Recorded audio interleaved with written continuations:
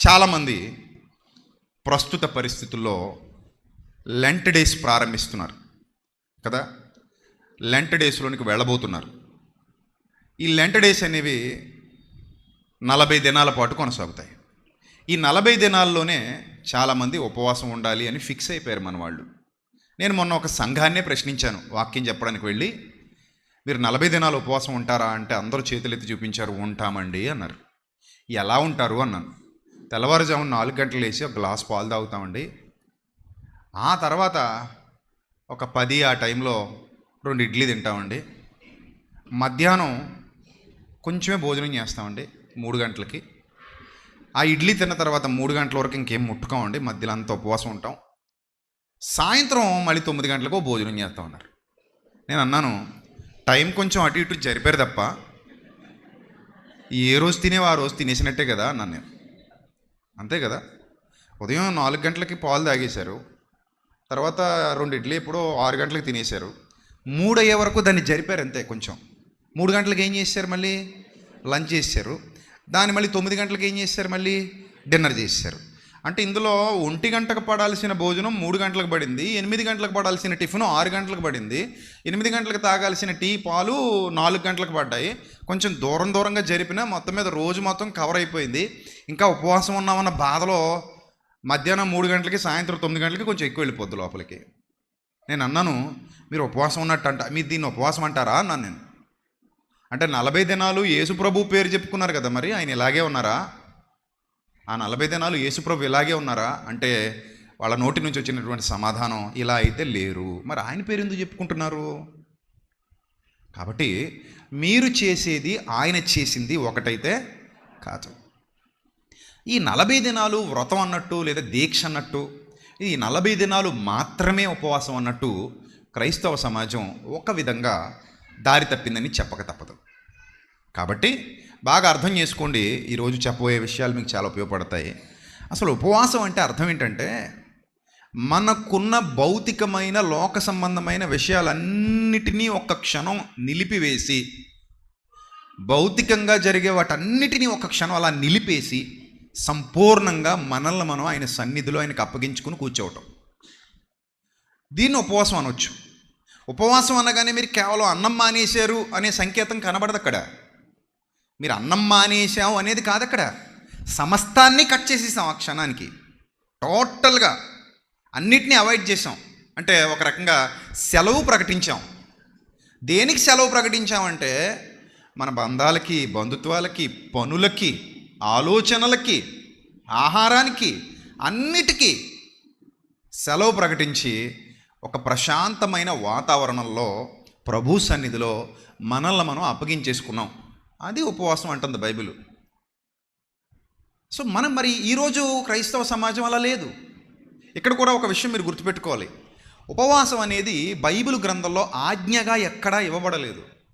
మీరు ఖచ్చితంగా ఉపవాసం ఉండాలి అని నూతన నిబంధన ఎక్కడ చెప్పలేదు. ఎందుకు దేవుడు అలా చెప్పలేదంటే, కొంతమంది శరీరాలు ఉపవాసానికి సహకరించవు. అర్థమైందా?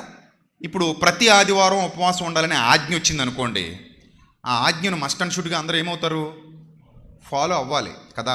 ఒకవేళ ఫాలో అయ్యారు అనుకోండి, ఈ ఆదివారం మీ ఆపరేషన్ అయింది, శనివారం మీకు ఆపరేషన్ అయింది అనుకోండి, ఆదివారం ఉపవాసం ఉండడానికి అవుతుందా? అవ్వదు కదా. లేదా మీరు గర్భంతో ఉన్నారనుకోండి, ఉపవాసం ఉండడానికి కుదరదు. గర్భవతులు ఉపవాసాలు చెయ్యరాదు. ఎందుకు చేయరాదంటే, 2 మనుషులు తిండి, 2 మనుషులు ఉన్నారు అక్కడ. ఒకే శరీరంలో ఎంతమంది ఉన్నారు? 2 ఉన్నారు. అది తల్లికే సాధ్యం. ఒకే శరీరంలో 2 ఉండడం అనేది తల్లికే సాధ్యం, ఏ పురుషుడికి అది సాధ్యం కాదు. సో ఒకే గర్భంలో 2 ఉన్నారు కాబట్టి గర్భవతుల ఉపవాసాలు చేయకూడదు. కొంతమందికి లో బీపీ ఉంటుంది, బాగా లో అయిపోద్ది బీపీ. సో అలాంటి వాళ్ళు ఉపవాసం ఉండడానికి వీలు లేదు, చనిపోతారు. కొంతమందికి లో షుగర్ ఉంటుంది, వాళ్ళు కూడా ఉపవాసం ఉండడానికి వీలు లేదు. ఒకవేళ అలా ఉంటే ఏమైపోతారు? చచ్చిపోతారు. అందుకే దేవుడు కొన్ని విషయాలను ఆజ్ఞగా ఇవ్వలేదు. అది నీ ఇష్టం. అది ఉపవాసం అనేది సంపూర్ణంగా నీ ఇష్టం, అంతే తప్ప బలవంతం ఏమీ లేదు అక్కడ. లేదంటే నేను ఉందామనుకుంటున్నాను అంటే, ఒక రకంగా నీ ఆరోగ్యానికి మంచిది, నీ ఆత్మీయ జీవితానికి కూడా మంచిది, నువ్వు దాన్ని కరెక్ట్గా అర్థం చేసుకుంటే. అలాగని రూల్ ఏమీ లేదు, నువ్వు చెయ్యాలి, నువ్వు అన్నం మానేయాలి. దేవుడు అలా చెప్పడు. నువ్వు అన్నం మానేస్తేనే నీ ప్రార్థన వింటాను అనేవాడు కాడు ఆయన. నువ్వు అన్నం మానేస్తే నాకు హ్యాపీగా ఉంటుంది అనేవాడు కాడు. నువ్వు పస్తుంటే నేను చూసి ఆనందపడతాననేవాడు కాడు. అది నీ ఇష్టం. అది అర్థమవుతుందా? పూర్తిగా నీ ఇష్టం. అంటే ఎందుకు నీ ఇష్టం అంటున్నానంటే, ఆ ఉపవాస ప్రార్థన ద్వారా లేదా ఉపవాసాన్ని ప్రతిష్ఠించుకోవడం ద్వారాను, ఉపవాసాన్ని అంగీకరించడం ద్వారా అన్నింటికీ సెలవు ప్రకటించి ఒక ప్రత్యేకమైన స్థితిలోనికో, ఒక ప్రత్యేకమైన ఆ ఆత్మీయ వాతావరణంలోనికో లేదా జీవితంలోనికో వెళ్ళటానికి రెడీ అవుతున్నావు గనుక దానికి నేను నీ ఇష్టం అంటున్నాను. అది నీకు ఉపయోగకరమైనదే కనుక నీ ఇష్టం అంటున్నాను. యేసుప్రభు వారు 3 రోజులు వాక్యం ప్రకటించారట. 3 రోజులు కూడా వాళ్ళకి ఏం పెట్టలేదు? ఆహారం పెట్టలేదు. సో 3 రోజులు ఆహారం పెట్టకుండా వాక్యం ప్రకటించినప్పుడు వాళ్ళు తమను తాము అప్పగించుకొని ఆ 3 రోజులు కూడా అక్కడే ఉండిపోయి వాక్యం విన్నారు. తర్వాత కళ్ళు తిరిగి పడిపోతారేమో అని భయం వేసి వాళ్ళకి భోజనం పెట్టారు. అంటే సంపూర్ణంగా వాళ్ళను వాళ్ళు సమర్పించుకునేటువంటి స్థితి కనుక తప్పకుండా అది అంగీకరించవచ్చు. అక్కడ ఉన్న వాళ్ళందరూ దాన్ని తట్టుకోగలిగే క్యాపబిలిటీ ఉన్నవాళ్ళు కాబట్టి, తట్టుకోగలిగే కెపాసిటీ ఉన్నవాళ్ళు కాబట్టి నో ప్రాబ్లం, వాళ్ళు ఉంటారు హ్యాపీగా, ఆ యొక్క కార్యక్రమాన్ని కొనసాగిస్తారు. తద్వారా మేలు పొందుకుంటారు. ఇటు శరీరానికి మేలే. మిషన్కి ఒకరోజు సెలవు ఇచ్చామనుకో, మిషన్ మొత్తం రిపేర్లు చేసుకుంటుంది. మీకు అర్థమైందా? ఇప్పుడు ఈ మెషిన్ని రోజు పనిలో పెడతాను. ఇప్పుడు బండి ఉందండి, డైలీ వాడుతానే ఉన్నావు, ఆపట్లేదు బండిని. ఏమవుద్ది మీరు చెప్పండి? పెట్రోల్ ట్యాంకులో పెట్రోల్ కొట్టించుకునేటప్పుడు కూడా ఇంజన్ రన్నింగ్లోనే ఉంటుంది. మళ్ళీ ఫుల్ ట్యాంక్ చేస్తున్నావు, మళ్ళీ మొదలెడుతున్నావు తిరగడం. తిరుగుతానే ఉన్నావు, ఇంకా ఆపట్లేదండి, డైలీ తిరుగుతుంది అది. బండి తొందరగా పాడైపోదా. ఇన్ ద సేమ్ వే పొద్దున్న మిషన్ పని చేయాలి, మధ్యాహ్నం మిషన్ పని చేయాలి, రాత్రి మిషన్ పని చేయాలి. మిషన్ పనిచేస్తూనే ఉంది 24 గంటలు. అర్ధరాత్రి 12 గంటలు కూడా పని చెప్తుంటారు ఒకళ్ళు కదా, నిద్రలోంచి లేచి. ఇంక వాళ్ళ పని చెప్తానే ఉన్నావు. అది చేస్తుంది. అలసిపోయి రోగాల మీద పడిపోద్ది. ఇంకా అక్కడ నుంచి లివర్ ప్రాబ్లమ్స్ వస్తాయి, కిడ్నీ ప్రాబ్లమ్స్ వస్తాయి, గట్ ప్రాబ్లమ్స్ వస్తాయి, బ్లడ్ బీపీ ప్రాబ్లమ్స్ వస్తాయి, షుగర్ ప్రాబ్లమ్స్ వస్తాయి, రకరకాల ప్రాబ్లమ్స్ అన్నీ వచ్చి మిషన్ మెల్లిగా దెబ్బతినిపోయి మిషను ఎందులోకి వెళ్ళిపోద్ది? బోరుకు వచ్చేసి సెట్కి వెళ్ళిపోద్ది కదా. అంటే నువ్వు గమనించవలసినటువంటి విషయం ఏంటంటే, ఈ శరీరానికి రెస్ట్ ఇవ్వటం వల్ల నీకు శారీరకంగా ఉపయోగం ఉంది, ఆత్మీయంగా కూడా ఉపయోగం ఉంది. అంటే ఉపవాసం అనగానే పరిపూర్ణంగా అన్నం మానేసామండి, నీళ్ళు మానేసామండి, అన్నీ మానేసి కూర్చున్నామంటే అది నీ ఓపిక. నువ్వు ఉండగలిగితే నీ ఇష్టం అది. లేదు ఉండనేనంటావా, నీళ్లు తాగు, లేదైనా రసాలు తాగు. అలాగని ఇంక ఫుడ్ మీద కాన్సన్ట్రేషన్ పెట్టుకోకుండా పరిపూర్ణంగా దేవుని సన్నిధిలో నిలబడగలిగే స్థితి నీకుంటే అది నీకు చాలా ఉపయోగకరం. నిన్ను నువ్వు అప్పగించుకోవటం, నిన్ను నువ్వు సంపూర్ణంగా అప్పగించుకోవటం ఎవరికి? దేవునికి. ఆ సమయం మొత్తం ఆయనతో గడపటం, దానికి నువ్వు సంసిద్ధురాలివి కావటం. దానివల్ల నీకు ఫలితం ఉంటుందా ఉండదా? ఖచ్చితంగా ఫలితం ఉంటుంది. నేను చెప్తున్నాను, ఖచ్చితంగా ఫలితం ఉంటుంది. కాకపోతే చాలామంది ఉపవాసాన్ని ఎలా తీసుకొచ్చారంటే, నేను చెప్పింది మీకు అర్థమైంది కదా పాయింట్. ఈ వేలో నువ్వు ఎవరికి చెప్పక్కర్లే. ఇప్పుడు అంటారు కొంతమంది, ప్రభువే చెప్పారు, నువ్వు ఉపవాసం ఉన్నప్పుడు డప్పేసుకోవద్దు, నువ్వేం చాటించొద్దు, ముఖంగా అడిగేసుకుని తల రాసుకుని ఎవరికి తెలియకుండా సీక్రెట్గా ఉండన్నారు. ఇంటెన్షనల్గా ఉండొద్దని. అలాగా ఎవరికి తెలియకుండా ఉపవాసం ఉండటం సాధ్యమా చెప్పండి? 3వ కంటికి తెలియకుండా ఉపవాసం ఉండటం సాధ్యమా అన్న ప్రశ్న బాగా అర్థం చేసుకోవాలి మీరు. ఎన్నో కంటికి? 3వ కంటికి తెలియకుండా ఉపవాసం ఉండటం సాధ్యమా? ఎవరికి సాధ్యం చెప్పనా నేను? అది అనాథకైతే సాధ్యం. ఎవరికి సాధ్యం? అనాథకి సాధ్యం. ఫ్యామిలీ ఉందనుకోండి, ఉండగలం అలా 3వ కంటికి తెలియకుండా? నేను ఈరోజు రోజు టిఫిన్ పెట్టమ్మా అంటాను అనుకోండి, అన్నం పెట్టమ్మా అంటున్నాను, డిన్నర్ పెట్టమ్మా అంటున్నాను. ఈరోజు నేను అనలేదు, అమ్మ అడుగుద్ది వచ్చి, ఇలా టిఫిన్ చేయవా 10 అయింది అంటది. ఆ గదిలోకి వెళ్ళి ఇంకా ప్రార్థన చేసుకుంటూ ఉండిపోయావు అంటది. ఒకవేళ నేను చెప్పకపోయినా నేను ఆ గదిలోంచి బయటకు రాకుండా ఉన్నాను అనుకోండి, ఒకసారి తలుపు తీసి చూస్తుంది, వీడు ప్రార్థనలో ఉన్నాడు, బైబిల్ చదువుకుంటున్నాడు, మొత్తం మీద వీడి రోజు ఏమీ తిండన్నమాట, ఉపవాసం ఉంటాడన్నమాట అని ఎవరికి అర్థమైపోయింది? అమ్మకి అర్థమైపోద్ది, రోజు నీకు వండి పెట్టే భార్యకి అర్థమైపోద్ది, నీ ఇంట్లో నీ కూతురికి నీ కొడుకు అర్థమైపోద్ది, లేదా నీ భర్తకు అర్థమైపోద్ది కదా. సో తెలియకుండా ఉండడం అనేది అసంభవం, తెలిసిపోద్ది. అలా తెలిసినంత మాత్రాన మన ఉపవాసం వీక్ అయిపోయినట్టు కాదు. అంటే నేను ప్రభువు చెప్పిన ఉద్దేశం ఏంటంటే, ఎవరికి తెలియకూడదు అన్న కాన్సెప్ట్ ఏంటంటే, నువ్వు డబ్బా కొట్టుకోకూడదని. ఇంకా ఎవరు చూడకుండా చేయడం అనేది అసాధ్యం కదా, మనం సమాజంలో బతుకుతున్నాం. నువ్వు డబ్బా కొట్టుకోకు. ఈరోజు ఉపవాసం ఉన్నానండి అని బాధగా కూర్చొని అందరికీ అర్థమయ్యేలాగా ఇలా ఊగుతూ నీరసంగా పడిపోతూ వచ్చిన వాళ్ళందరికీ, ఎదురుపడే వాళ్ళందరికీ ఈరోజు ప్రభు కోసం ఉపవాసం ఉన్నాను, ప్రభు ఉండమన్నాడు, అని చెప్పడం అది ఆమోదయోగ్యమైనది కాదు. అది నువ్వు సెల్ఫ్ డబ్బా కొట్టుకుంటున్నావు. అది నువ్వేం చేస్తున్నావు? సెల్ఫ్ డబ్బా కొట్టుకుంటున్నావు. లేకపోతే ఫ్లెక్సీలు వేసి మా సంఘము ఉపవాస ప్రార్థనలు చేయుచున్నది అని డబ్బా కొట్టుకోవద్దు. సంఘంలో చెప్పుకోండి, ఇదిగో రేపు ఎల్లుండి అవతల 3 రోజులు ఇక్కడ ఉపవాస ప్రార్థన జరగబోతుంది, ఉండేవాళ్ళు రండి, వచ్చినా ఎవరో చెప్పుకోకండి. ఒకళ్ళు ఉంటే ఉండండి, వచ్చి కూర్చోండి. అంటే ఇప్పుడు ఉపవాసం ఉండి మేము ప్రార్థన చేస్తున్నాం అన్నప్పుడు మనతో పాటు వచ్చిన వాళ్ళందరూ ఉండే వస్తారు కదా. తెలిసిపోద్దా? తెలిసిపోద్ది. తెలియకుండా ఎలా ఉంటుంది చెప్పండి? తెలిసిపోద్ది. కానీ నీ అంతటి నువ్వేం కొట్టుకోవద్దు, డబ్బా కొట్టుకోకు. ఇంటెన్షనల్గా నువ్వు డబ్బా కొట్టుకోకు. అది దాని అర్థం అక్కడ. అంతే తప్ప ఉపవాసం ఉన్నప్పుడు 3వ కంటికి తెలియకూడదని కాదు యేసుప్రభు వారి ఉద్దేశం. ఆయన ఉద్దేశాలు అర్థం చేసుకోవాలి మనం.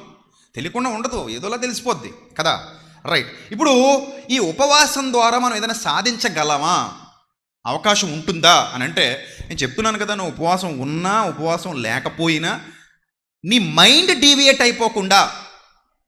ఇప్పుడు అప్పుడప్పుడు నేను చెప్తూ ఉంటాను, ఇక్కడికి వచ్చి కూర్చున్నప్పుడు మీ సెల్ ఫోన్లు స్విచ్ ఆఫ్ చేయండి అంటానా అన్న, ఫ్లైట్ మోడ్లో పెట్టమని చెప్తానా చెప్పనా? ఎందుకు చెప్తాను? మీ మైండ్ ఏం చేస్తుంది? ఆ సెల్ ఫోను డిస్టర్బ్ చేస్తుంది, డీవియేట్ అయిపోతావు ఇక్కడ నుంచి. ఆ కాన్సన్ట్రేషన్ దెబ్బతినిపోద్ది.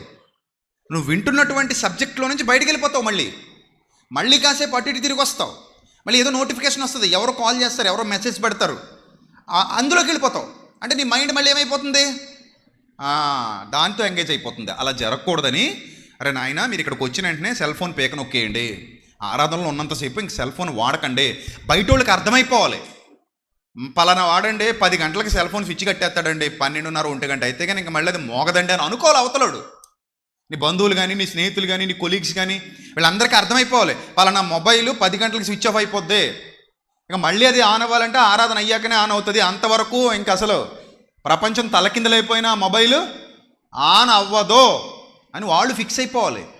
అలా ఉండాలి నీ భక్తి జీవితం. ఆ టైంకి వాళ్ళు అక్కడే ఉంటారండి, ఇంకెక్కడ అసలు మనం ఏం చెప్పిన వాళ్ళు దొరకరు.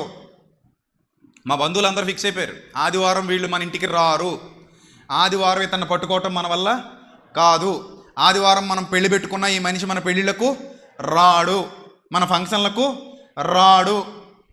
ఇంకా నా విషయంలో అయితే ఆదివారం అని లేదు మా వాళ్ళకి, ఏ వారం అయినా మీటింగ్ ఉంటే రాడు. అలా ఫిక్స్ అయిపోయారు నా విషయంలో. ఏ వారం అయినా సరే ఇతగాడికి ప్రతిరోజు మీటింగులు ఉంటుంటాయి, మీటింగ్ ఉంటే ఇంకా రాడు అని మా బంధువులు స్నేహితులు కూడా ఫిక్స్.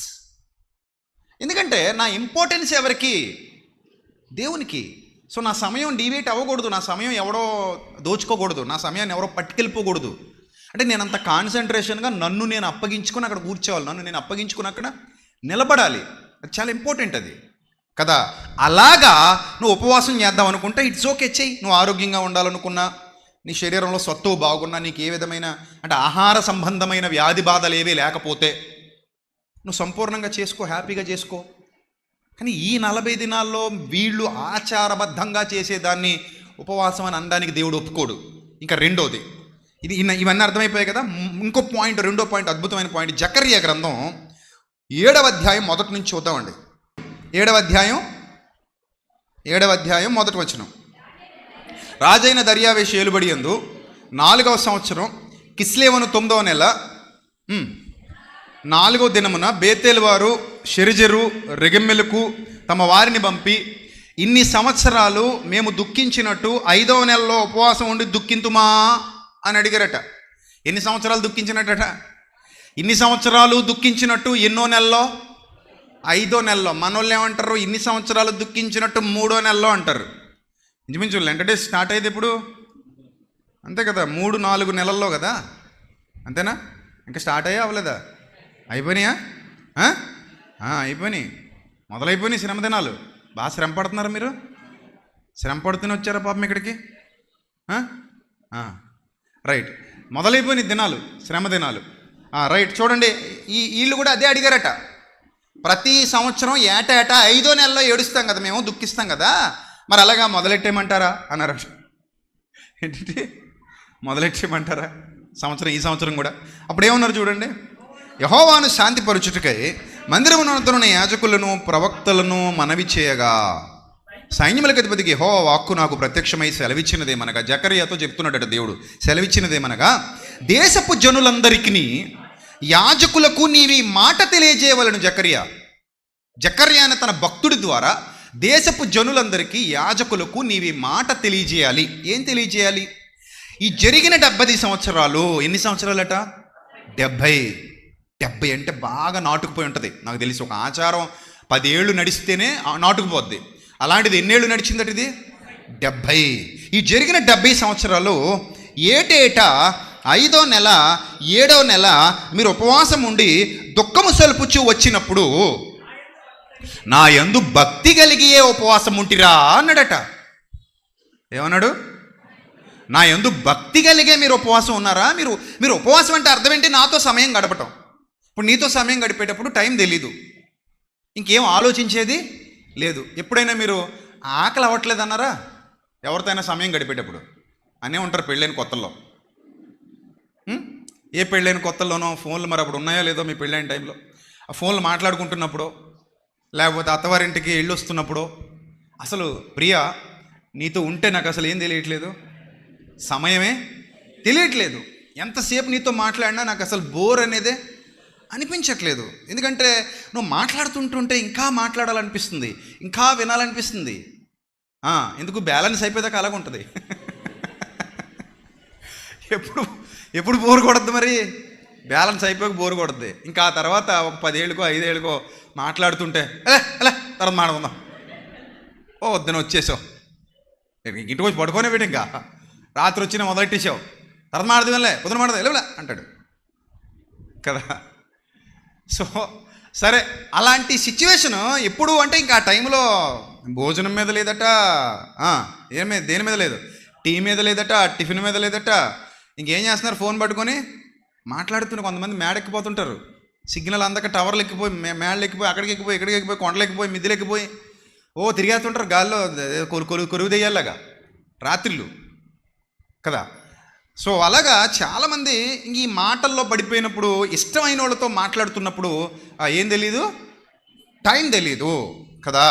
అలాగే చాలా సంవత్సరాల తర్వాత ఒక వ్యక్తిని కలుసుకున్నప్పుడు, వాళ్ళతో మాట్లాడుతున్నప్పుడు, వాళ్ళ ఆత్మీయులైతే, ప్రాణ స్నేహితులైతే వాళ్ళకు కూడా ఏం తెలీదు, టైం తెలీదు. అవునా? మనకిష్టమైనది చూస్తున్నప్పుడు టైం తెలీదు, మనకిష్టమైనది చూస్తున్నప్పుడు ఏం తెలీదు, టైం తెలీదు. అంటే దేవునితో సమయం గడిపేటప్పుడు పర్టిక్యులర్ కాన్సన్ట్రేషన్ మొత్తం దేవుని మీద ఉన్నప్పుడు ఇంక మనకి ఏం తెలియదట, టైం తిండి మీద ఉండదు, తినాలని ఉండదు. చూడండి, ఎప్పుడైనా బాగా బాధ కలిగినప్పుడు తిండి మీద ఉండదు. ఎవరైనా చనిపోయినప్పుడు కూడా మనకి దేని మీద ఉండదు, తిండి మీద ఉండదు. ఎవరికైనా అనారోగ్యంగా ఉన్నప్పుడు కూడా ఏముండదు, అసలు తిండి అన్న ఆలోచనే రాదు. సిచ్యువేషన్ డిఫికల్ట్గా ఉందనుకోండి, సిచ్యువేషన్ సీరియస్గా ఉందనుకోండి, హాస్పిటల్ చుట్టూ తిరుగుతున్నాం అనుకోండి, అస్సలు మన కాన్సన్ట్రేషన్ దేని మీద ఉండదు, తిండి మీద ఉండదు కదా. అలాగా దేవునితో సమయం గడిపేటప్పుడు ఇక తిండి, లోకం, ఫోను, ఇంకొకటి ఇంకొకటి ఇంకొకటి ఇంకొకటి ఏమీ లేవు. పరిపూర్ణంగా నేను ఆ టైం ఎవరికి ఇచ్చాను? నేను నా పని ఇంకా ఆయనకి ఇచ్చాను. ఎంతసేపు? అది డిపెండ్స్ ఆన్ యూ. నీ మీద ఆధారపడి ఉంటుంది అది. నువ్వు ఎంతసేపు ఉంటావు అలాగా, అది నీ ఇష్టం. అది నువ్వు నీ ఇష్టం. అదే లెక్కలేమీ లేవు. 6 గంటలకు మొదలెట్టాలి, 3 గంటలకు ముగించాలి. చూపించండి బైబిల్ ఎక్కడ ఉందో, తీయండి బైబిల్ తీయండి. ఉంది ఎక్కడైనా? ఎన్ని గంటలకు మొదలెట్టాలి? 6 గంటలకు మొదలెట్టాలి. ఎన్ని గంటలకు ముగించాలి? 3 గంటలకు ముగించాలి. ఎక్కడుంది బైబిల్లో అంటున్నాను నేను. పోనీ ప్రభు ఎప్పుడు నేను చెప్పారా? అలాగా చెప్పారా? నువ్వు 6 గంటలకు మొదలుపెట్టి 3 గంటలకు ముగించాలని ప్రభు చెప్పారా? చెప్పరు అలాగా.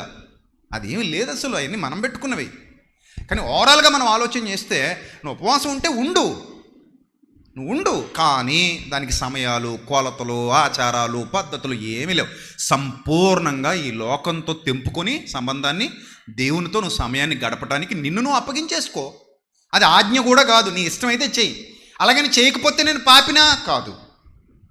నువ్వు ఉపవాసం ఉండకపోయినంత మాత్రం నువ్వు పాపివేమి కాదు. అది నీ ఇష్టం అంటున్నాను. అందుకే కొన్ని దేవుడు మన చేతులకు ఇచ్చేశాడు.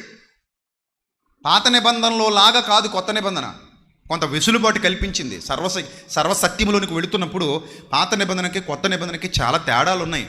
వాళ్ళకు వేరు, వాళ్ళ విధులు వేరు, వాళ్ళ ఆచారాలు వేరు, మనం వేరు, మన విధులు వేరు, మన పద్ధతులు వేరు. కాబట్టి నిన్ను నువ్వు సంపూర్ణంగా, అలాగని మంచిదా కాదా ఉపవాసం? మంచిదే, కాదని ఎవరన్నారు? నువ్వు దేవునితో సమయం గడుపుతానంటే మంచిదే. నువ్వు దేవునికి నువ్వు సంపూర్ణంగా అప్పగించుకుంటానంటే మంచిదే. అది నీకు మంచిదే, నీ కుటుంబానికి మంచిదే, మీ వాళ్ళందరికీ మంచిదే. కాకపోతేనట వీళ్ళు ఉపవాసం ఉండేటప్పుడట ప్రభు అడుగుతున్నాడు ప్రశ్న చూడండి.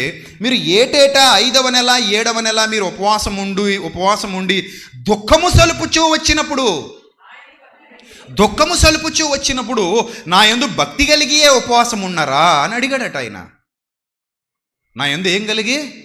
భక్తి కలిగే ఉపవాసం ఉన్నారా మీరు? లేరు. నువ్వు భక్తి కలిగి నువ్వు చేయలేదు ఉపవాసం. భక్తి కలిగి నువ్వు లేవు. భక్తి కలిగి నువ్వు దేవుని కార్యక్రమాలకు రాలేదు. సంపూర్ణంగా నిన్ను నువ్వు అప్పగించుకోవాల్సిన విధానం అది కాదు. ఇది ఒక ఆచారం. నువ్వు ఒక ఆచారం 70 ఏళ్ళుగా నీకు నాటుకుపోయింది ఆచారం. అందుకే చాలామంది చూడండి, మేము శ్రమదినాలు పాటిస్తున్నాం, పెళ్లి చేసుకోం. ఇదేంది ఇది? ఎక్కడుంది మీరు పెళ్లి చేసుకోవద్దని? శ్రమదినాలు పాటిస్తున్నాం, పుట్టినరోజు మధ్యలో వస్తే ఇంకా మేము ఏం చేసుకోం? సెలబ్రేట్ చేసుకోం. అంటే మార్చి ఏప్రిల్లో పుట్టినోళ్ళు అందరూ పాపం ఏమనుకోవాలని? ఈ శ్రమదినాలు పాటించే వాళ్ళ ఇళ్లలో మార్చి ఏప్రిల్ నెలల్లో కానీ పిల్లలు పుట్టారనుకోండి, ఇంకా అంతే. వాళ్ళకి ఇంకెప్పటికీ ఏముండదు, బర్త్డే ఉండదు. ఒకవేళ ఉన్నా బయటికి తెలియకుండా ఇంట్లో కోసేసుకుంటారేమో. మరి కొంతమంది ఏమో మేము గడ్డం గీసుకోమంటారు, ఇంకా నేను తలస్నానం చేయమనలేదు. అలాగ అనకండి, అనకూడదు. శుభ్ర స్నానం చేయలేదు, పక్కింటి వాళ్ళు చచ్చిపోతారు. పళ్ళు తోమడం, స్నానం మానేస్తాం, పళ్ళు తోమడం మానేస్తాం, మమ్మల్ని మేము అప్పగించుకో. కానీ ఇది కాదు విధానం, ఇది కాదు. ఈ ఆచారాలలో మునిగిపోవటం కాదు భక్తి అంటే. అందుకే అన్నాడు 70 ఏళ్ళ ఆచారం ఇది, 70 ఏళ్ళుగా మీరు అందులో మునిగిపోయారు, మీరు భక్తి కలిగే ఉపవాసం ఉన్నారా అని దేవుడు అడిగాడండి, నేను అడగలేదు. ఇదే ప్రశ్న ఈరోజు మనల్ని దేవుడు అడిగితే మీరు చెప్పండి, ఎరా నాయన నా యందు భక్తి కలిగే నువ్వు ఉన్నావా? భక్తి కలిగే నువ్వు ఉపవాసం చేస్తున్నావా? నాతో సమయం గడుపుతున్నావా? అన్నీ మర్చిపోయి అన్నీ వదిలేసి నాతో సమయం గడుపుతున్నావా? నువ్వు భక్తి కలిగే వచ్చావా ఇక్కడికి? నువ్వు భక్తి కలిగే వ్యవహరిస్తున్నావా? ఈ శైలంతా భక్తి కలిగే చేస్తున్నావా అని దేవుడు అడిగాడు అనుకోండి. ఏంటి, వాట్ ఈజ్ యువర్ ఆన్సర్? వాళ్ళ దగ్గర కూడా ఆన్సర్ లేదు. ఆ రోజు జకరియా అడిగినప్పుడు వాళ్ళ దగ్గర కూడా ఏం లేదు, దెర్ వాజ్ నో ఆన్సర్ లేదు వాళ్ళకి. చూడండి ఏం రాయబడిందో చూడండి. మరియు మీరు ఆహారం పుచ్చుకునేటప్పుడు మీ స్వప్రయోజనమునకే కదా పుచ్చుకున్నారు. చూసారా, మీరు ఆహారం పుచ్చుకున్నప్పుడు ఏం చేశారు? మీ స్వప్రయోజనానికే పుచ్చుకున్నారు. మీరు పానము చేసినప్పుడు కూడా మీ స్వప్రయోజనానికే పానం చేశారు. యెరూషలేములోను దాని చుట్టూను పట్టణములలోను దక్షిణ దేశములోను మైదానములోను జనులు విస్తరించి క్షేమముగా ఉన్న కాలమున పూర్వీకులకు ప్రవక్తల ద్వారా యెహోవా ప్రకటన చేసిన ఆజ్ఞలను మీరు మనస్సునకు తెచ్చుకోకుండా ఉండొచ్చా అని అడిగాడట. క్వశ్చన్ చూడండి ఎలా ఉందో. నిజంగా ప్రియులరా, దేవుడు కానీ మనల్ని ప్రశ్నించడం మొదలు పెడితే మనలో చాలామంది దగ్గర సమాధానాలు ఉండవండి. మీరు భక్తి కలిగే ఉపవాసం ఉన్నారా అని అడిగాడు. యెషయా గ్రంథంలో కూడా ఇలాంటి ప్రశ్న ఒకటి ఉంటుంది, చూద్దాం. 58వ అధ్యాయం. చాలాసార్లు మీరు చదువుకున్నారు యెషయా గ్రంథం 58వ అధ్యాయం. అందరూ తీయండి, 3వ వచనం జాగ్రత్తగా చూద్దాం. యెషయా గ్రంథం 58వ అధ్యాయము 3వ వచనం. అంటే ఎంతో శక్తివంతమైన ప్రార్థన. ఇప్పుడు ఉపవాసం ఉండడం అంటే అది చిన్నదేం కాదు. అన్నీ మానేసుకుని దేవుడితో సమయం గడపడం మంచిదే కాదా? మీరు చెప్పండి, నేను అడుగుతున్నాను మిమ్మల్ని. అన్నీ వదిలేసుకుని సమయం దేవుడితో గడపడం మంచిదే కాదా? అయ్యో, అంతకంటే భాగ్యం ఏముందండి? అంతకంటే భాగ్యం ఏముంది? ఇక నాకు ఆహారంతో పని లేదు, దేంతో పని లేదు, ఇల్లుతో పని లేదు, నాకు ఇంకా వేరే వ్యాపారంతో పని లేదు, ఉద్యోగంతో పని లేదు, వేటితో పని లేదు. నేను సంపూర్ణంగా అన్నీ వదిలేసి నేను దేవుడితో సమయం గడుపుతున్నాను. సంపూర్ణంగా అన్నీ క్యాన్సిల్ చేసేసుకుని దేవునితో సమయం గడుపుతున్నాను. చాలా మంచిది అది. నేను అప్పుడప్పుడు అంటాను, మన సెమినార్స్ జరిగే టైంలో 6 రోజులు మీరు ఇంక వేరే ఏ పనులు పెట్టుకోకండి, పండగల పబ్బాలు అనుకోకండి, అత్తోరింటికి వెళ్ళాలి, అల్లుడు రావాలి, కూతురు రావాలి అనుకోకండి. టోటల్ 6 రోజులు ఇక్కడే మీరు అందరూ ఏమైపోండి, సరెండర్ అయిపోండి. పొద్దున్న లేవడంతో ప్రార్థన వాక్యం, రాత్రి పడుకునేప్పుడు కూడా ప్రార్థన వాక్యం, అలా 6 రోజులు మిమ్మల్ని మీరు ఇక్కడ సమర్పించేసుకుని ఇక్కడే ఉండిపోండి. ఇంకా మీరు వేరే ఏ వ్యాపకాలు పెట్టుకోకండి. ఉన్నోళ్ళందరూ దేవుని పనిలో ఉండండి, విన్నోళ్ళందరూ దేవుని వాక్యం వింటూ ఉండండి, చేసేవాళ్ళు దేవుని పని చేస్తూ ఉండండి. తిండి ఇక్కడే, నిద్ర ఇక్కడే, అన్నీ ఇక్కడే, ఇంటికి కూడా వెళ్ళకండి అని చెప్తానా చెప్పనా? ఎందుకు చెప్తున్నానంటే, ఒక 6 రోజులు, సంవత్సరంలో 6 రోజులు మనం ప్రభు కోసం ఇచ్చేస్తుంటేనే మన ఆత్మీయ జీవితాలు 6వ దినానికి ఏమవుతున్నాయి? చాలా బలపడుతున్నాయి. ఒక మంచి వాతావరణం, పరలోకపు వాతావరణం. చాలామంది చూడండి, ఆదివారం అన్ని పనులు మానుకొని ఇక్కడికి వచ్చేసాం, మధ్యాహ్నం వరకు ఇక్కడే గడుపుతాం, ఇక్కడే ఉంటాం, మనకు వేరే వ్యాపకం ఏం పెట్టుకోలేదు. సో ఈ రోజంతా కూడా ఆ దేవుని వాక్యం నేను వెంటాడుతూనే ఉంటుంది. నేను దేవుని సన్నిధికి వెళ్ళాను, దేవునితో సన్నిధిలో సమయం గడిపాను, నేను ఆయన ఆరాధించడానికి వెళ్ళాను. ఒక పరిశుద్ధమైన పవిత్రమైన గుంపులో నేను కూడా కూర్చున్నాను. వాళ్ళందరితో కలిసి నేను ప్రభువుని ఆరాధించాను, వాక్యం విన్నాను, నా హృదయం నిండా వాక్యాన్ని నింపుకున్నాను, నేను నేర్చుకున్నాను కదా. సో నేను ప్రభువుకి నా మనసుతో ఆరాధన చేశాను, హృదయంతో ఆరాధన చేశాను అని నువ్వు అనుకుంటావు. అలాగే నా కష్టార్జితంలో నుండి ప్రభు పనికి నేను సహకరించాను, కానుక ఇచ్చాను. సో ఇదంతా కూడా ఒక గుంపుగా ఒక ఆత్మీయ వాతావరణానికి నిన్ను నువ్వు అప్పగించుకుని రోజంతా ఇక్కడ గడపడం, ఈ సమయాన్ని నువ్వు ఇక్కడ గడపడం. అలాగే కొంతమంది ఇక్కడ పని చేశాను, ఈ పనిలో పాలిభాగం తీసుకున్నాను, ఎంతకంటే ఆనందం నాకు లోకంలో ఎక్కడ దొరుకుతుంది? దొరకదు. అది సత్యమును ఎరిగిన వారముగా మేమందరం సత్యమును ప్రకటించే గుంపులో సంఘంలో ఉన్నాం. అది ఇంకా మాకు వండర్ఫుల్ ఆపర్చునిటీ దేవుడిచ్చాడు అని ఇంత సంతోషం, ఇంత ఆనందంలో మనం ఉన్నాం కదా. రైట్. ఇలాగా ఒక ప్రత్యేకత, ఒక సమయం నువ్వు ఇచ్చేసి కూర్చుంటే అది మంచిదా? మంచిదే కదా. రైట్. అయితే ఇక్కడ ఏమని అడుగుతున్నాడంటే, ఇక్కడ దేవుడు ఏమడుగుతున్నాడంటే, మేము ఉపవాసం ఉండగా నువ్వు ఎందుకు చూడవని నన్ను ప్రశ్నిస్తారు. మేము మా ప్రాణములను ఆయాసపరుచుకొనగా. నిజమే, కొంచెం ఆయాసం ఉంటుంది. ఇప్పుడు ఉపవాసం అనగానే ఆరోగ్యకరమైన విధానం ఏంటో చెప్పనా? చక్కగా నీళ్లు తాగొచ్చు, తేనె నీళ్ళు తాగొచ్చు, నిమ్మరసం తాగొచ్చు. అంటే నిమ్మరసం అంటే డైరెక్ట్ కాకుండా తేనె నీళ్ళలో కలుపుకొని తాగొచ్చు. లేదా కొబ్బరి నీళ్ళు తాగుతూ ఉండొచ్చు. కొబ్బరి నీళ్ళు అలాగని బిందులు తాగేయడం కాదు, ఏదో గ్లాసు తాగి మరీ పడిపోకుండా పొద్దున ఒక గ్లాసు, మధ్యాహ్నం ఒక గ్రీన్ టీ, మధ్యలో నీళ్లు, సాయంత్రం ఒక గ్లాసు, ఓ బాటిల్ పక్కనే పెట్టేసుకుని ప్రార్థన చేసుకునేటప్పుడు నీకు ఎప్పుడు దాహం అనిపిస్తే అప్పుడు గొంతు ఎండిపోతే కొన్ని నీళ్లు తాగుతూ అలా ఉండొచ్చు.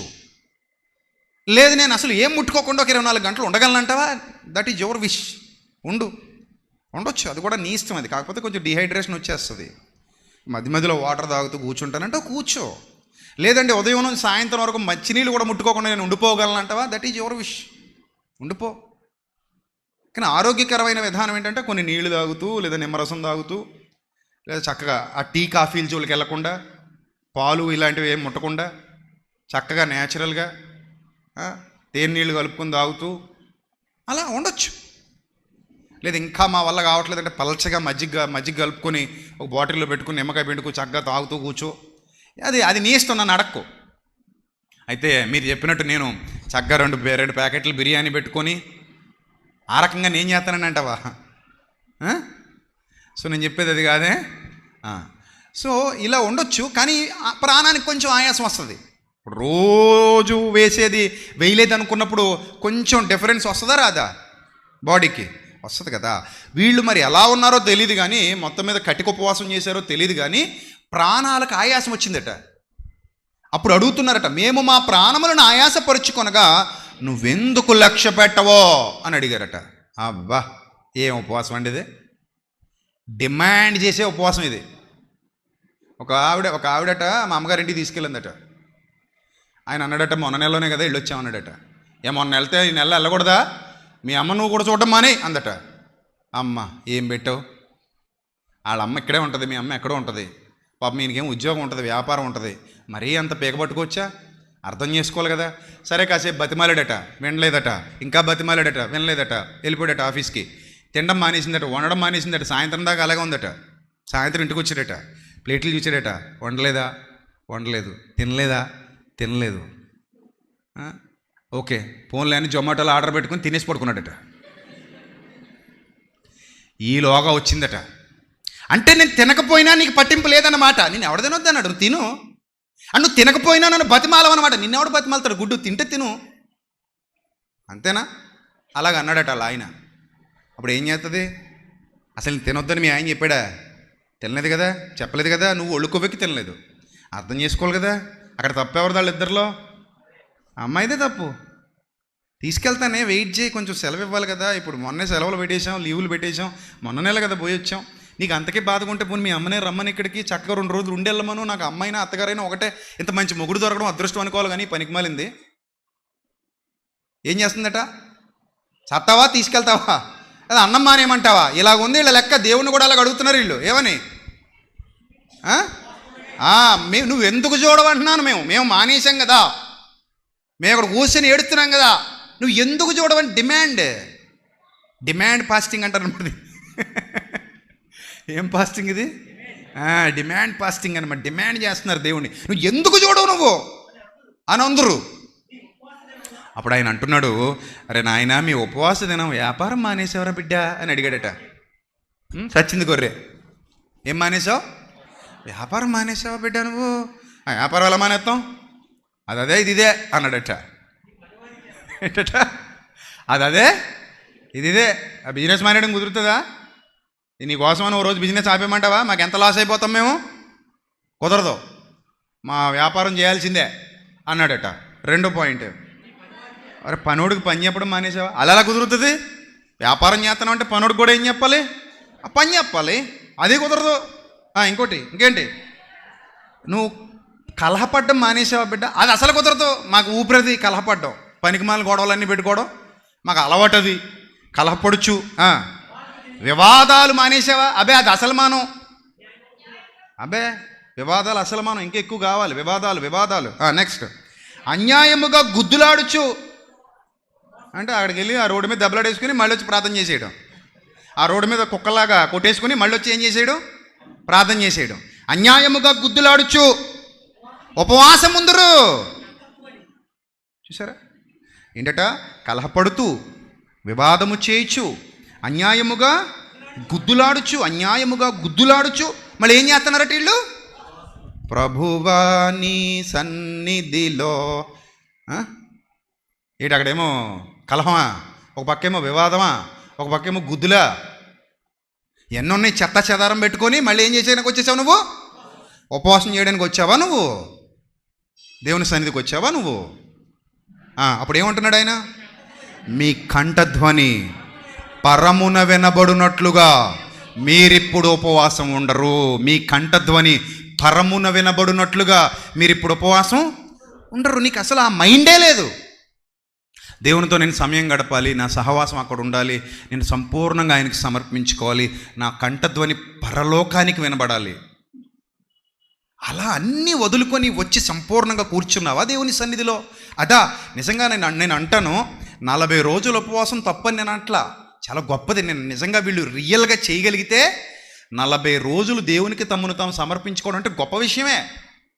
కాకపోతే దానికి ఒక పద్ధతి పెట్టుకుంటే బాగుండు.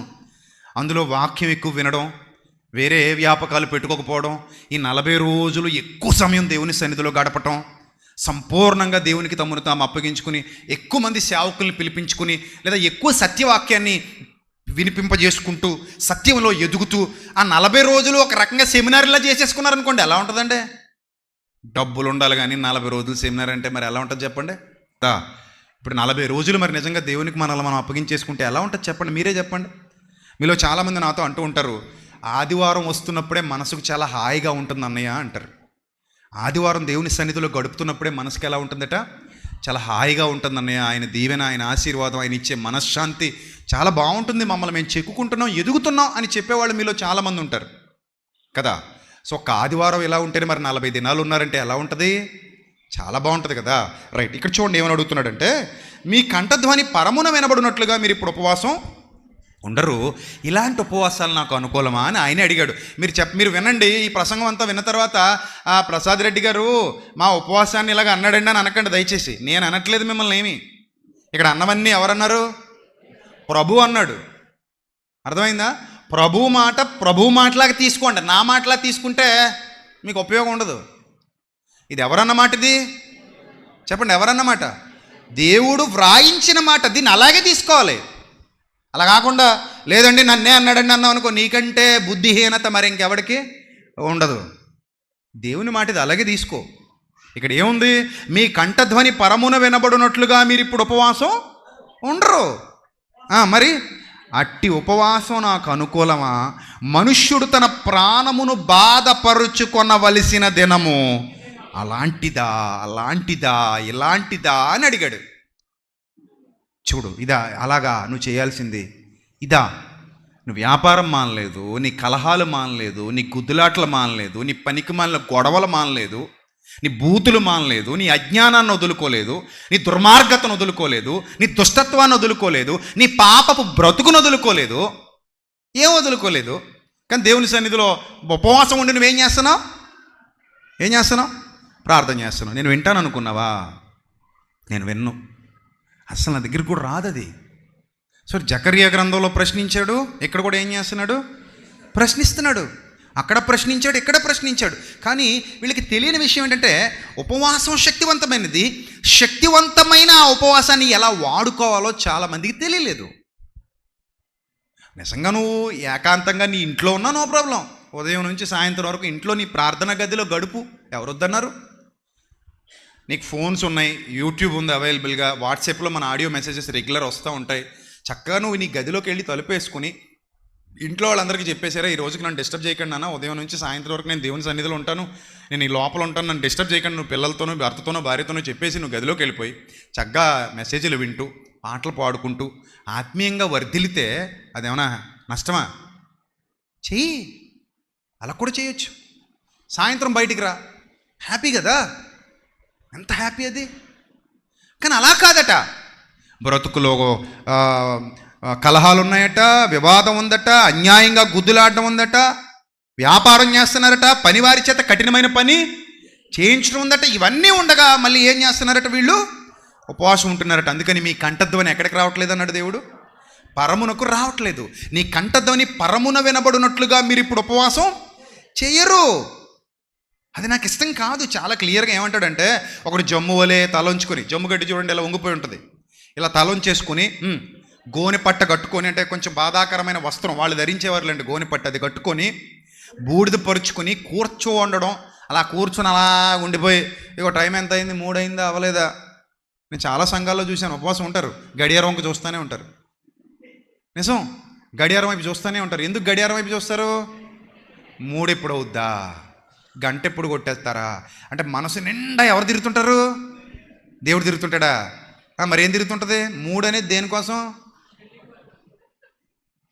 అంతే. 3 అయితే ఇంటికి పోవచ్చు, చక్కగా కంచం మీద పడిపోవచ్చు. దండయాత్ర దేని మీద? దండయాత్ర కంచం మీద. అంతే. దానికోసం గడియారం వైపు చూస్తూనే ఉంటారు.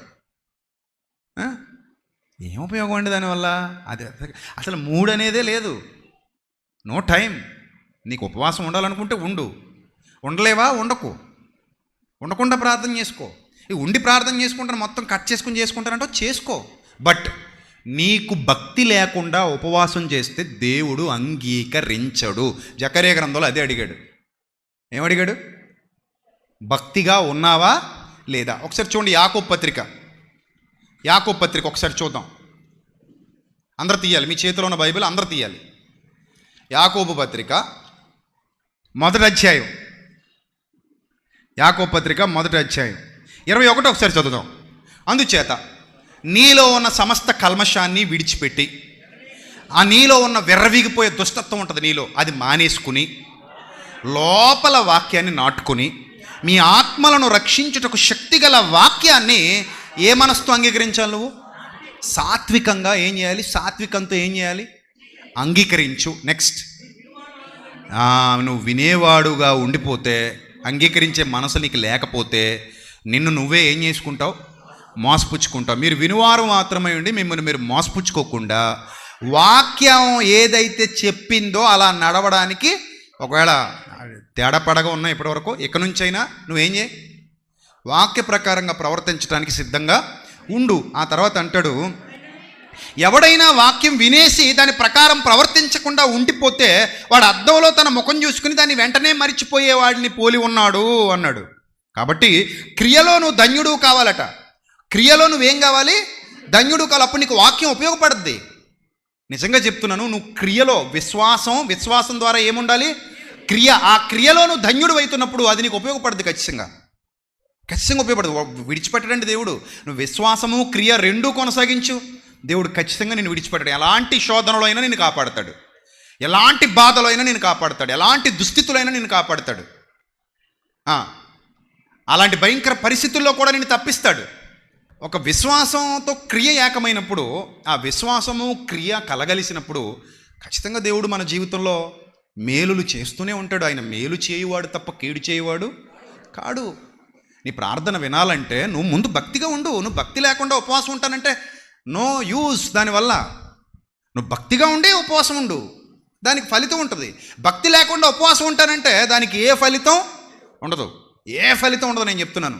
ఈ ఉపవాసాలన్నీ వృధా అయిపోతాయి. ఈ ఉపవాసాలన్నీ బూడిదలో పోసిన పన్నీర్ అయిపోతాయి. అందుకే అన్నాడు జకర్యా గ్రంథంలో, మీరు భక్తి కలిగే ఈ 70 ఏళ్ళు ఉపవాసం ఉన్నారా అని అడిగాడు.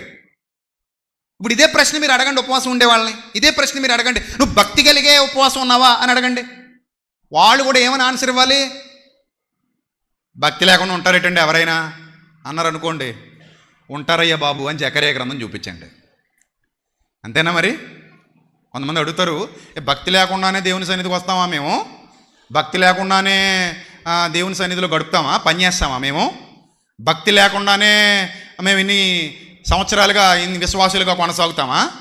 మాకు ఎంత భక్తి ఉందో మీకు తెలీదా అని ఒకవేళ మీరు అన్నారనుకోండి, మరి జకర్యా గ్రంథంలో 70 ఏళ్ళుగా కంటిన్యూ అవుతున్న ఆచారం అన్నాడు, అది భక్తితో కానీ చేశారా మీరు? భక్తి కలిగే మీరు ఉన్నారా అని అడిగాడంటే మరి వాళ్ళందరూ భక్తి కలిగే ఉన్నట్ట? యెషయా గ్రంథంలో ప్రశ్నిస్తున్నప్పుడు వాళ్ళందరూ భక్తి కలిగే ఉపవాసం ఉన్నట్ట? యెషయా గ్రంథంలో 58లో మనం చదువుకున్నాం. ఇప్పుడు కలహములు, గుద్దులాడుచు, వివాదములు చేయొచ్చు, పనికి మాలిన పెంటంతా పోగేసుకుని మేము భక్తి పరులు అనుకుంటే అది భక్తి? అది నీది భక్తా కాదు అని అంటున్నాడు ఆయన. ఏదో జమ్ము వలె తల ఉంచుకొని తన ప్రాణమును ఆయాసపరుచుకుంటూ ఇదిగో నువ్వు ఎందుకు చూడవు అని మళ్ళీ ఆయన డిమాండ్ చేయడం, అది భక్తి? అది కాదు. ఇప్పుడు యాకోబు పత్రికలో చూడండి 26లో చిన్న హింట్ ఇచ్చాడండి, చిన్నది ఇది చూడండి. ఏదో అన్నం అంతా ఉడికిందో లేదో చెప్పడానికి మెతుకు పట్టుకుంటే చాలు అన్నట్టు ఇక్కడ చిన్నదట. ఏంటంటే ఈ చిన్న పరీక్ష పాస్ అవ్వాలి, అందరూ పాస్ అవ్వాలి. ఇప్పుడు this is the test, God's test for all of us. మనందరికీ కూడా గాడ్స్ టెస్ట్. ఏంటట దేవుడు పెడుతున్న టెస్ట్ చూడండి 26. ఎవడైనాను నోటికి పెట్టుకోకుండా నోటికి కళ్ళెం పెట్టుకోక తన హృదయాన్ని మోసం చేసుకుంటూ భక్తి గలవాడనని అనుకుని ఎడల వాడి భక్తి బూడిదలో పోసిన పన్నీరే. ఉందా లేదా బైబిల్లో? నేను రాసుకొచ్చేసానా? ఉందిగా, రైట్. ఇప్పుడు ఉపవాసం ఉన్నా కూడా అసలు నీ భక్తి లేనప్పుడు ఉపవాసం చెల్లదు. నోటికి కళ్ళెం లేదంటే ఏం చెల్లదు? నీ భక్తి చెల్లదు. నోటికి కళ్ళెం లేదంటే నీ భక్తి చెల్లదు. భక్తి చెల్లకపోతే నీ ఉపవాసం చెల్లదు. ఈరోజు లెంట్ డేస్లో 40 దినాలు మేము ఉపవాసం ఉంటున్నామని ఆచారంగా ఒకవేళ ఎవరైనా వెళుతుంటే, ఆచారం లేకుండా ఉంటుంటే మంచిదే, వెళ్ళండి గుడ్. 40 రోజులు ఉపవాసం ఉండడం నేను కించపరచట్లా, గొప్ప పని అది. నిజంగా ఉంటుంటే, నిజంగా భక్తితో ఉంటుంటే, అంటే పనికిమాలిన ఆచారాలు ఏం పెట్టుకోకుండా యథార్థంగా దేవుని సన్నిధిలో వాక్యంతోనూ ప్రార్థనతోనూ పాటలతోనూ సమయం గడుపుతూ ఫుల్ సమయం దేవుడికి ఇస్తూ 40 డేస్ ఉండడం అంటే చిన్న విషయం ఏమీ కాదు. ఒకవేళ అలా ఉన్నారనుకుంటే, లేదా ఒంటిపోజు భోజనంతో ఉన్నారేమో ఉండని, కేవలం లిక్విడ్స్ తాగుతూ ఫ్రూట్స్ తింటూ ఉండిపోతున్నారేమో ఉండని, కొద్దిగా భోజనం ఒక పూట తీసుకుంటూ ఉంటున్నారేమో ఉండని, ఎలా ఉన్నా కానీ ఇక పెద్దగా భోజనం మీద, పనుల మీద, వ్యాపారాల మీద, ఉద్యోగాల మీద కాన్సన్ట్రేషన్ చేయకుండా పరిపూర్ణంగా 40 రోజులు దేవుడికి సమర్పించేసాం అనుకుంటే it's good, well and good. దాన్ని నేను తప్పుపట్టట్లా. కానీ జకర్యా గ్రంథంలో చెప్పినట్టుగా భక్తి లేకుండా ఒకవేళ ఉపవాసం ఉంటున్నారేమో, ఆచారబద్ధంగా ఒకవేళ ఉపవాసం ఉంటున్నారేమో, యథార్థత లేకుండా ఒకవేళ దేవునిలో ఉంటున్నారేమో, అది దేవుడు అంగీకరించేది కాదు. నేను ఎందుకు చెప్తున్నానంటే, ఆయన అంగీకరించకుండా వదిలేస్తున్నప్పుడు నువ్వు అనవసరంగా ఇదంతా చేయటం వేస్ట్ అయిపోతుంది కదా. టైం వేస్టు, ఎనర్జీ వేస్టు, డబ్బులు వేస్టు, అన్నీ వేస్ట్ కదా. సో అలా ఎందుకు వేస్ట్ చేసుకోవాలి అనేది నా క్వశ్చన్. ఇక్కడ చూడండి ఏమంటాడంటే, అక్కడేమో భక్తి లేదు కదా అన్నాడు. ఎక్కడ జకర్యా గ్రంథంలో భక్తి లేదు కదా, భక్తి లేకుండానే మీరు ఉపవాసం ఉన్నారన్నాడు. అసలు భక్తి అనేది ఎలా ఉంటుందో 26వ వచనంలో చిన్న టెస్ట్ పెట్టాడు. ఆ టెస్ట్ ఏంటంటే, ఎవడైనాను నోటికి కళ్ళెం పెట్టుకోక తన హృదయాన్ని మోసం చేసుకుంటూ, దేన్ని? పక్కోడు ఎవడో మోసం చేయట్లేదు, నిన్ను నువ్వే మోసం చేసుకుంటున్నావు, అది నీకు అర్థమై చావట్లా. తన హృదయాన్ని మోసం చేసుకుంటూ భక్తి గలవాడను నేనని డబ్బా కొట్టుకున్న ఎడల వాడి భక్తి వ్యర్థమే. తండ్రి అయిన దేవుని ఎదుట పవిత్రమును నిష్కళంకమునైన భక్తి అన్నాడు. ఇక్కడ జాగ్రత్తగా ఆలోచించండి. నోటికి కళ్ళెం పెట్టుకోకపోతేనే నీ దగ్గర ఏమి లేదంటున్నాడు, భక్తి లేదంటున్నాడు. ఇప్పుడు మిమ్మల్ని చిన్న ప్రశ్న అడుగుతాను. ఆల్రెడీ మొన్న ఒక సభలో అడిగాను, మిమ్మల్ని కూడా అడిగేస్తాను ఈరోజు. నేను అడిగే ప్రశ్నకి మనస వాచ గుండెల మీద చెయ్యేసుకుని దేవుని సన్నిధిలో ఉన్నానన్న భయంతో, భక్తితో నేను సమాధానం చెప్తానన్న వాళ్ళు చేయొద్దండి. సరే, క్రొత్త సంవత్సరం వచ్చి ఎన్ని రోజులు అవుతుంది? కొత్త సంవత్సరం వచ్చి రోజుల్లో చెప్పండి. ఎన్ని రోజులు అవుతుంది? ఒకళ్ళు చెప్పండి. 56. ఈ 56 రోజుల్లో ఒక్క బూతుమాట కూడా ఆడలేదన్న వాళ్ళు చేతులెత్తండి. అదేంటండి, యథార్థంగా ఎత్తండి, తప్పే ఉంది. యథార్థంగా నేను ఎక్కడ బూతులు ఆడలేదండి. బూతులు అంటే మనం అనుకునే కాదు సుమా. ఒరే దరిద్రుడా, నీచుడా, దుర్మార్గుడా, దుష్టుడా అంటాం కదా, బైబిల్లో ఉన్నాయన్నీ. ఒరే పనికిమాలినోడా అంటాం కదా. ఈ కాదు బూతులు అంటే. తెలుసు కదా మీకు బూతులు ఎలా ఉంటాయో. చాలా చండాలంగా ఉంటాయి, వినడానికి కూడా జుగుప్సాకరంగా ఉంటాయి. అవేవి కొత్త సంవత్సరంలో నా నోట్లోంచి రాలేదు అన్న వాళ్ళు చేతులు ఎత్తండి. ఈ పిల్లల్ని ఒరే వెదవా గిదవా అంటాం, అవి కాదు నేను బూతులు అంటున్నది. అవన్నీ బూతుల లెక్కలోకి తీసుకోకండి. పిల్లల్ని కామన్గా తిడతాం, ఒరే పనికిమాలినోడా, ఒరే యూజ్లెస్ ఫెలో అంటుంటాం కదా, అవి కాదు. తెలుసు కదా మీకు బూతులు అంటే ఏంటో. కర్ణబేరు పగిలిపోతుంటుంది, వినడానికి కూడా మనసు అంగీకరించదు. అలాంటి దరిద్రపు మాటలు నా నోట్లో ఈ సంవత్సరంలో రాలేదన్న వాళ్ళు ఇప్పుడు చేయొద్దండి. ఎవరు చేయట్లేదో సార్ చూడండి వాళ్ళ వైపు. సిగ్గుపడకండి, తప్పలేదు, పర్లేదు. ఇప్పుడు టెస్ట్కి వెళ్తాం, నీకు రోగం ఉందా అన్నప్పుడు సిగ్గుపడకూడదు. ఉందండి బాబు అని చెప్పాలి. అంతేనా? అంతేనా మరి? దేవుని సన్నిధి ఇది, ఇక్కడ సిగ్గుపడేదే ఉంది. ఇప్పుడు మీలో చాలామంది రోగులు, అంతేనా? ఇప్పుడు ఇన్ని బూతులు ఆడుతూ నువ్వు దేవుని సన్నిధిలో ఉపవాస ప్రార్థన చేసావు అనుకో, అంగీకరిస్తాడా దేవుడు? చెప్పాలి కదా. ఇప్పుడు ఎన్ని రోజులుగా వచ్చేస్తున్నావు నువ్వు? జనవరి 1 నుంచి ఇప్పుడు దాకా సచ్చికి వచ్చేస్తున్నావు సిగ్గు లేకుండాను. కానీ బూతులు మానలేకపోయావు. ఇన్ని పచ్చి బూతులు మాడుకుంటూ నేను దేవుని కోసం ఉపవాసం చేస్తున్నాను, అధ్యాత్మని సిగ్గు లేదు చెప్పడానికి, సిగ్గు లేదు. మరి నోటికి ఎందుకు కళ్ళెం పెట్టుకోవట్లేదు నువ్వు? పెట్టుకోవాలా వద్దా? పెట్టుకో. ఇప్పుడు ఇంతమంది ఆరోగ్యవంతుల మధ్యలో నువ్వు నువ్వు ఒక్కదానివి అనారోగ్యవంతురాలివి అని నీకు ఈరోజు దేవుడు రుజువు పరిచాడు. ఇక్కడ చెయ్యి ఎత్తంటే ఎత్తడానికి చెయ్యి లేవట్లేదు, చచ్చిపడిపోయింది, లేవట్లేదు పైకి. అది అంటే దాని అప్పుడు నీకు అర్థమైంది, ఓహో నేను నా నోటికి ఏం పెట్టుకోలేదు, కళ్ళెం పెట్టుకోలేదు, కానీ భక్తి చేస్తున్నాను అనుకుంటున్నా. అంటే ఇప్పుడు నేను మోసం చేసినట్ట? నేను చెప్పు, ఈ విషయంలో నేను మోసం చేసినట్ట, నీకు నువ్వే మోసపోతున్నట్ట? చెప్పు, ఏమవుతున్నట్టు? నీకు నువ్వే మోసపోతున్నావు. నేనేం మోసం చేయలేదు, నేను పక్కోడేం మోసం చేయలేదు, నేను ఎవ్వరు నిన్ను మోసం చేయలేదు. నీకు నువ్వే ఏమైపోతున్నావు? మోసపోతున్నావు. నిన్ను నువ్వే ఏం చేసుకుంటున్నావు? మోసం చేసుకుంటున్నావు. నిన్ను నువ్వే మోసం చేసుకుంటున్నావు. కాబట్టి గుర్తుపెట్టుకోండి, దేవుడు అడుగుతున్నాడు, ఎవడైనను నోటికి కళ్ళెం పెట్టుకోకుండా తన హృదయాన్ని తానే మోసం భక్తి గలవాడనని అనుకొనిన ఎడల వాడి భక్తి వేస్ట్ అన్నాడు. వేస్ట్ లేదు, వేస్ట్ అయిపోయింది, నీ భక్తి వేస్ట్ అయిపోయింది అన్నాడా? కాబట్టి ఇంటెన్షనల్గా కొంతమంది ఇంటెన్షనల్గా మాట్లాడుతూనే ఉంటారు బూతులు. నువ్వు ఉపవాసం ఉన్నా, నీ ఉపవాసం దేవుని సన్నిధికి వెళ్ళదు. జస్ట్ ఎగ్జాంపుల్, చిన్న టెస్ట్ అయింది మీకు అంతే, షుగర్ టెస్ట్ లాగా చిన్నదే. చూడండి, ఏలికెలా పొడిసి టెస్ట్ ఎంత షుగర్ ఎంత ఉందో అలా చిన్న టెస్ట్ ఇది. ఇంకా పెద్ద టెస్టులు చాలా ఉన్నాయి ఇందులో. ఎంఆర్ఐ స్కానింగ్ అని చేసామనుకోండి, దీంతోనూ చచ్చిపోతాం.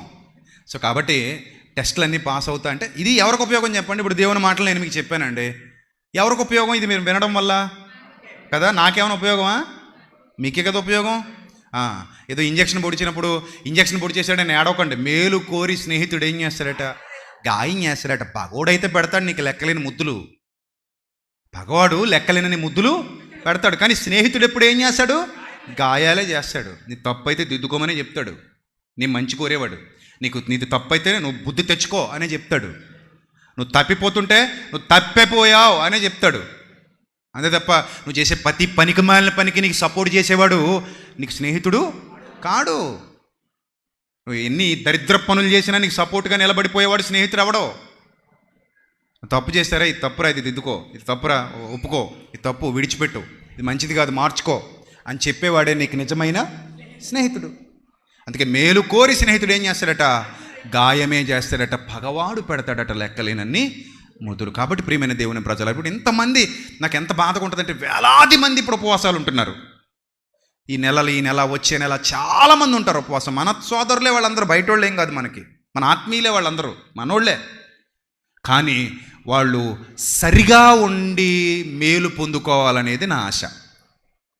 ఉండండి, తప్పులేదు, ఉండండి. దేవునికి అనుకూలంగా ఉంటే ఉండండి. మేము ఉండలేమంటారా? మానేయండి, అదేమో ఆజ్ఞ కాదు. ఖచ్చితంగా ఉపవాసం ఉండాలనే రూల్ అయితే బైబిల్లో ఎక్కడా లేదు. దేవుడేం శాడిస్ట్ కాదు. నువ్వు ఉపవాసం ఉంటేనే వింటాను, ఉపవాసం ఉండకపోతే నేను చంపేస్తాను అనేవాడు ఆయన కాడు. లేదు, నువ్వు ఇష్టపూర్వకంగా ఉంటే అది నీకు మేలే, శరీరానికి మేలే, ఆత్మీయంగాను మేలే. నువ్వు ఇష్టపూర్వకంగా ఉంటానంటే ఉండు. నీ కుటుంబానికి ఆ కాపుదల ఉంటుంది. ఆయన చిత్తానుసారంగానే జరిగిస్తాడు. ఏం జరిగించినా అది నీకు మేలే తప్ప కీడైతే చేయడు. ఏం జరిగినా ఆయన మేలే చేస్తాడు మనకి. ఈ లోకంలో ఉన్న లోకాన్ని విడిచిపెట్టిన పౌలు భక్తుడు ఒక మాట అంటాడు, నేను బ్రతికినను చనిపోయినను, మనము బ్రతికినను చనిపోయినను ఎవరి వారమై ఉన్నాము? ప్రభువు వారమై ఉన్నాము అన్నాడు. That is the real faith. అలాంటి భక్తి ఉండాలి మన దగ్గర. కాబట్టి ప్రియమైన దేవుని ప్రజలారా, మన అకౌంట్లో ఒక్కో రోజు పడుతుందంటే అది ఎవరి కృప? దేవుని కృప. ఈరోజు నాకు ఈ రోజు వచ్చింది, చూడగలుగుతున్నాను నేను. అంతేనా కదా? మన అందరి మాట అదే. ఈరోజు నాకు ఈ రోజు వచ్చింది, నేను చూడగలుగుతున్నాను. సో కాబట్టి దినము వెంబడి దినము గతిస్తోంది. మనం మరణానికి దగ్గర అవుతున్నాం. ఈ నిత్య జీవిత యాత్రలో, ఈ పరలోకపు యాత్రలో మనల్ని మనం దిద్దుకుంటూ, మనల్ని మనం సంస్కరించుకుంటూ అసలు సిసలైన భక్తి చేద్దాం.